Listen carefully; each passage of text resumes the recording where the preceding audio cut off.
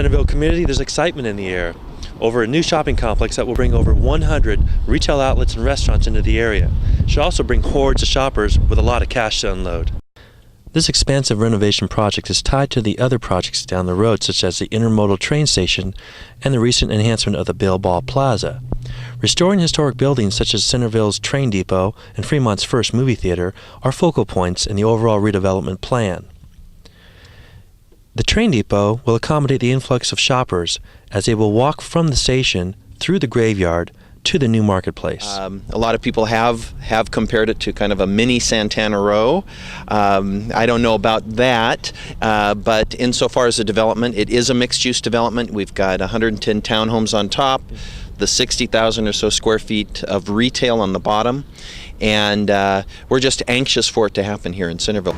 Not really sure about any owners bringing business in. I know just people in the area that I speak to would definitely be interested in having more shops in the area.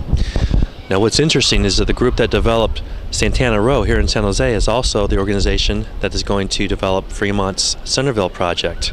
As you can see, they know what they're doing. The city of Fremont has not quite seen a shopping complex as extravagant as what will be coming soon. Yeah, I really enjoyed that picture I just seen. I'm looking forward to put it in the newspaper. I'm saying I want to be around to see that. What we want to do is attract people that are going across the bay, that are shopping there, to come and shop here. Now the gravestones you see behind me are not going to be relocated when the new mall is being constructed, which means that the shoppers are going to come off this train station about 100 yards directly across from me through this graveyard. Some of the patrons that I interviewed today were a little bit uneasy about that prospect. Maybe a little bit of a ghostly experience for some too, but it gives a new meaning to the word ghost train. In Fremont, Kurt Valdivinos, Ohlone Network News. Meet the Hayward Fault. It's an amazing feeling to stand face to face in front of a fault that reaches 8 miles down towards the center of the earth. Thousands of lives could be affected by a slippage of this fault, registering greater than 7.5. But it's pretty neat that they dig down and show you what's going on down there. And yeah, it's effective. You can see what the fault looks like underground. The Hayward Fault lies beneath Fremont's Lake Elizabeth. If there was a tremor, like a mild to moderate, 6 to 7. Well, let's say there was a 6, we would have a lot of shaking, and we would want to probably leave the trench.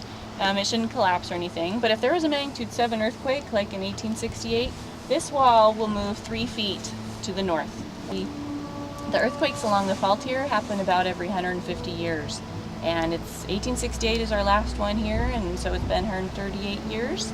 So we're entering that window where we need to really be prepared because it's going to happen.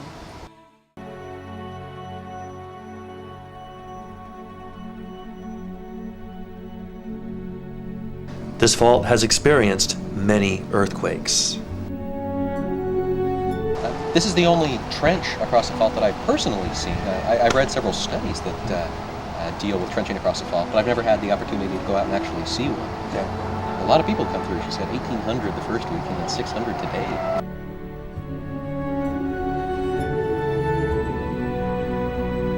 Though we understand this exhibit was to increase the awareness of the public, our hello was an intimidating, humbling experience.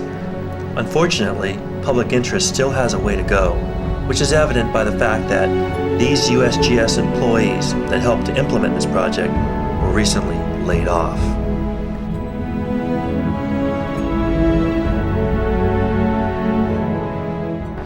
You know what I noticed here today was that there were no "It's Not My Fault" t-shirts, keychains, or even earthquake preparedness kits being marketed on site here today. And I think that was the intent, to let one of nature's greatest flaws speak for itself and continue to provide an ominous effect that stays on our minds forever and ever. In Fremont, this is Kurt Valdivinos for Ohlone Network News.